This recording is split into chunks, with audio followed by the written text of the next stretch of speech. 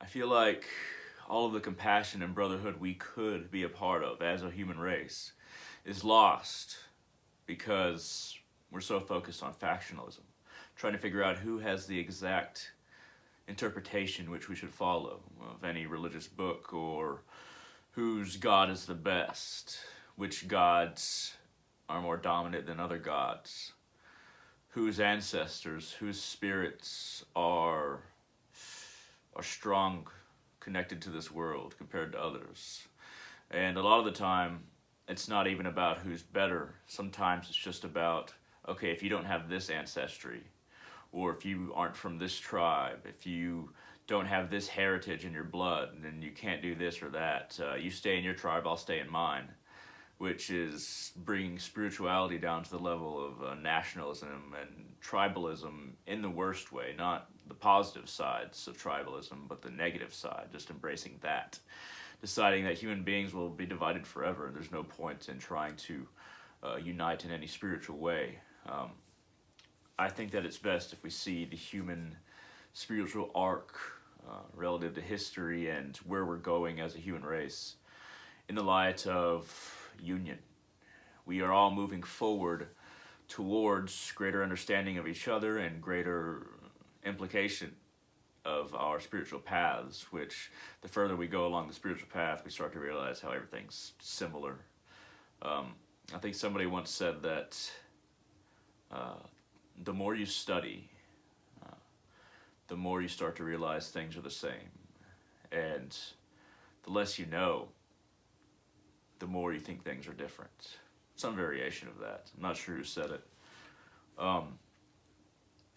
I've seen commonality between different paths, and the paths that I follow, I know enough on each one of those paths to realize that they are elements of each other.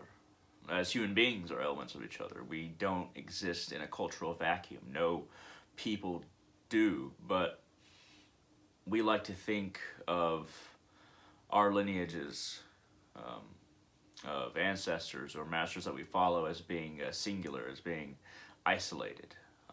When in reality, if you were to put all these masters in a room, if you're to put all these shamans or gurus or priests that knew what they were talking about in a room together, they would agree the vast majority of the time, and really they wouldn't have any reason to fight. It's only the emotional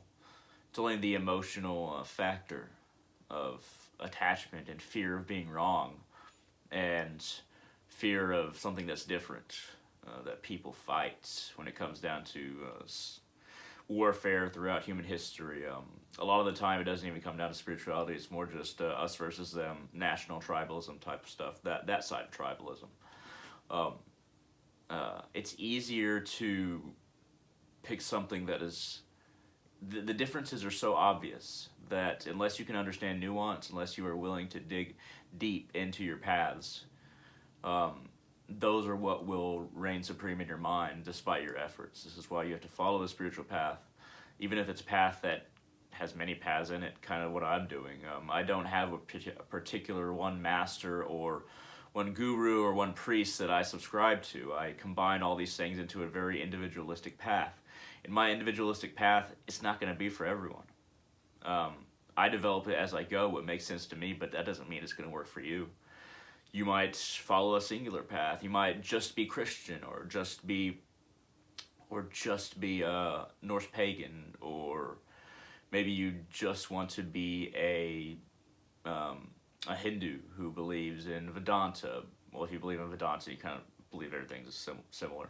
Maybe you just want to be a Shivite in Hinduism, or a Vaishnavite in Hinduism, and you're not interested in any other path, and that's fine. But even if you're not interested in other paths, try to see that you don't have to hate everyone else just because you're not interested or think that they're different.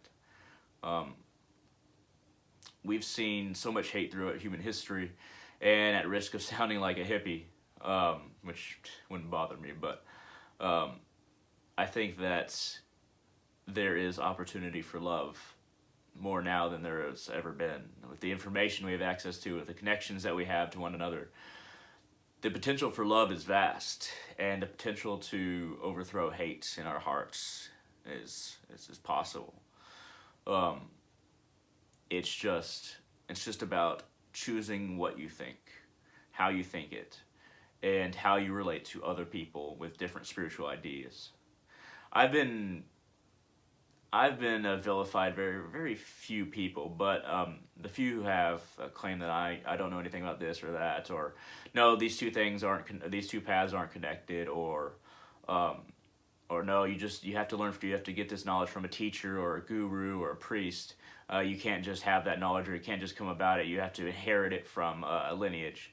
Um, I've heard that from every single path that I've walked. I've heard that from people along those paths. The only path that I haven't heard it from are people who watch my videos who are specifically looking for Norse paganism. I haven't heard it along that path at all. And I believe it's because we're reconstructing that religion.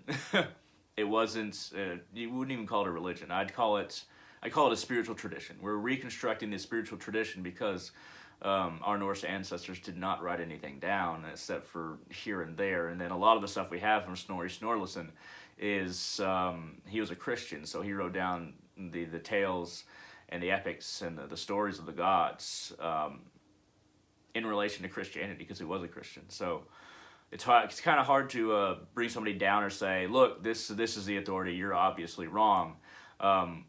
When you're all learning about the tradition together, when we're all reviving it together, which is a beautiful thing about Asatru right now, is that we're all reviving it together. It doesn't have to be this constant, okay, well, I believe this text, or I believe this text. It can be, okay, let's all figure this out together. And that's how spirituality should be as a whole.